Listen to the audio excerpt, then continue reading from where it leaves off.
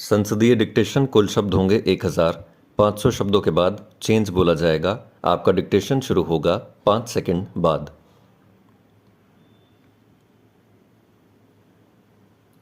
Ready start. महोदय, आज नए भारत को बनाने में हमें देखना पड़ेगा कि कुछ हितों में संघर्ष है। कुछ लोग हैं जो स्थिर स्वार्थ वाले हैं, जो परिवर्तन नहीं चाहते हैं, और कुछ लोग हैं जो परिवर्तन चाहते हैं। विशाल जनता चाहती है कि समाज में परिवर्तन हो।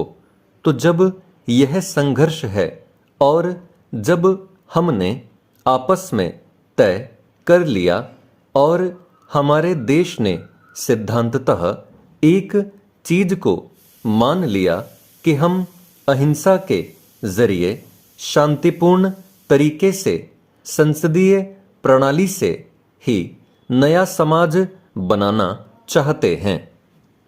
हम खून खराबा नहीं करना चाहते हैं।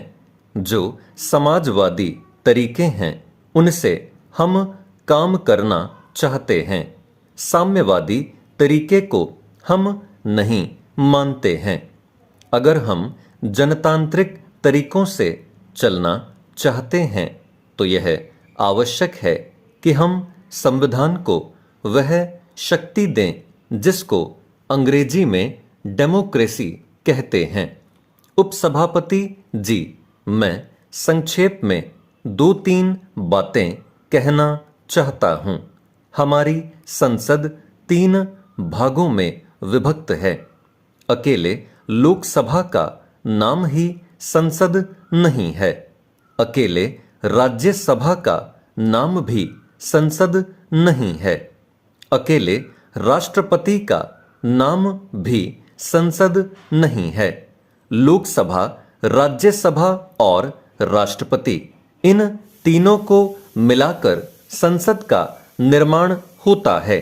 कोई भी बात या कोई भी कानून जब जनता के हित के लिए बनता है तो उसको इन तीनों ही भागों से निकलना पड़ता है। लोकसभा किसी चीज पर विचार करती है, फिर उस पर राज्यसभा और दूसरे ढंग से विचार करती है और उदारता के साथ और गंभीरता के साथ निर्णय लेती है। तब राष्ट्रपति के पास वह विधेयक स्वीकृति के लिए जाता है। राष्ट्रपति की उस पर मुहर लगती है और वह संसद का निर्णय कार्यान्वित होने के लिए चला जाता है। ऐसे कई विधेयक आए हैं जब लोकसभा ने उसे स्वीकृति दी और राज्यसभा की उस पर स्वीकृति न हुई। वह फिर लोकसभा के पास स्वीकृति के लिए चला गया, लेकिन लोकसभा ने फिर अपने स्टैंड को ज्यों का त्यों रखा। तो फिर राज्यसभा के पास स्वीकृति के लिए वह आया। एक समय ऐसा भी हुआ, मैं उस समय लोकसभा का सदस्य था, जब इस प्रकार का प्रकरण आया था और वह प्रकरण दहेज प्रथा के ऊपर था। लोकसभा ने दहेज प्रथा विधेयक को पारित किया था। फिर उसके ऊपर लोकसभा ज्यों की त्यों अडिग रही। फिर राज्यसभा के पास वह आया। राज्यसभा ने भी अपने विचारों को ज्यों का त्यों रखा और लोकसभा और राज्यसभा में मतभेद की स्थिति आई तो उस पर एक संयुक्त अधिवेशन बुलाया गया।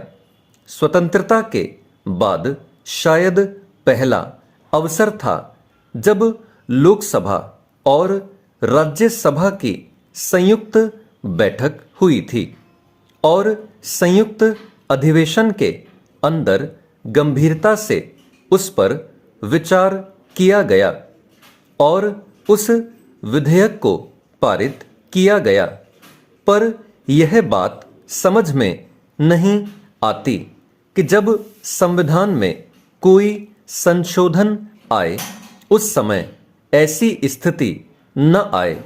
इसके लिए लोकसभा और राज्यसभा दोनों चर्चा कर लें। चेंज। महोदय, आज चुनाव पर बल हावी है और जिन लोगों के पास काला धन है वे राजनीतिज्ञों को खरीदते रहते हैं। वे राजनीतिक दलों को खरीद रहे हैं। इसीलिए इस बात की आवश्यकता है कि चुनाव कानून में व्यापक संशोधन होना चाहिए। लेकिन इस बात की चर्चा राष्ट्रपति के अभिभाषण में नहीं है। यह इस बात को सिद्ध करता है कि सरकार का इरादा चुनाव कानून में संशोधन करने का तनिक नहीं है। वर्तमान अभिभाषण में राष्ट्रपति जी ने सरकारिया आयोग की चर्चा की है और उसमें उन्होंने यह कहा है कि सरकारिया आयोग की रिपोर्ट आ गई है। यह रिपोर्ट केंद्र तथा राज्यों के संबंध में सिलसिले में है और इस पर राज्यों की राय लेने के बाद सरकार इस पर विचार करेगी। सन 1983 से केंद्र और राज्यों के संबंध में सरकारिया आयोग की नियुक्ति हुई थी और करीब करीब 4 साल तक सरकारिया आयोग ने मेहनत करके लोगों के बयान लेकर के, लोगों की राय लेकर के सरकार के पास अपनी रिपोर्ट प्रस्तुत की। मैं सरकारिया आयोग के केवल एक पक्ष की ओर ध्यान आकर्षित करना चाहूंगा और वह है राज्यपालों की नियुक्ति के संबंध में। रिपोर्ट सरकार के पास आ गई है और सरकार के पास विचाराधीन है। राष्ट्रपति जी ने स्वयं कहा है कि सरकार इस सिलसिले में राज्यों की राय लेगी। लेकिन मेरी समझ में यह बात नहीं आई कि सरकारिया आयोग की रिपोर्ट सरकार के पास आ गई। लाखों लाख रुपए इस पर खर्च हुए होंगे, लेकिन उसका उल्लंघन किया गया। उसको दरकिनार करके राज्यपालों की नियुक्ति की गई।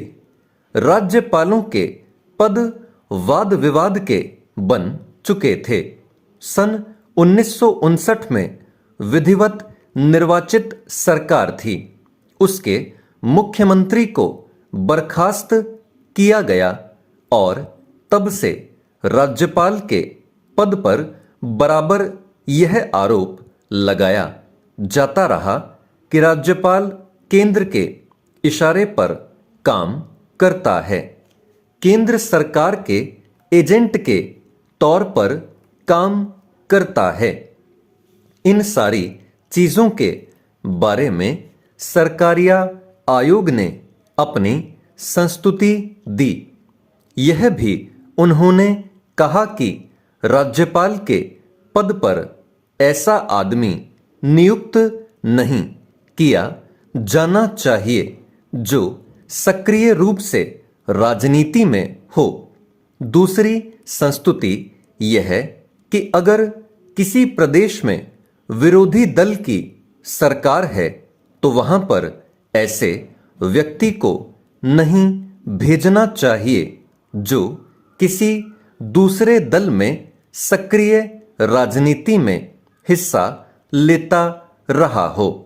जवाहरलाल नेहरू ने कॉन्स्टिट्यूएंट असेंबली में जब राज्यपाल के पद पर विचार विमर्श हो रहा था उस समय यह कहा था। इसी तरह से जो कॉन्स्टिट्यूएंट रिफॉर्म्स कमेटी थी उसने इस सिलसिले में अपनी राय दी, लेकिन अभी हाल ही में 3 या 4 राज्यपालों की नियुक्ति की गई। एक राज्यपाल तो महिला है जो इसी केंद्रीय मंत्रिपरिषद की सदस्य थीं। दूसरे एक ऐसे राज्यपाल हैं जो सक्रिय रूप से राजनीति में थे और सरकारिया आयोग ने यह भी कहा कि केंद्र और राज्यों के संबंध अच्छी तरह से चलते रहें, उनके संबंधों में सुधार हो, रिश्ते अच्छे हों। इसलिए जो प्रदेश के मुख्यमंत्री हैं उनसे भी राय लेनी चाहिए, लेकिन ऐसा नहीं हुआ। स्टॉप।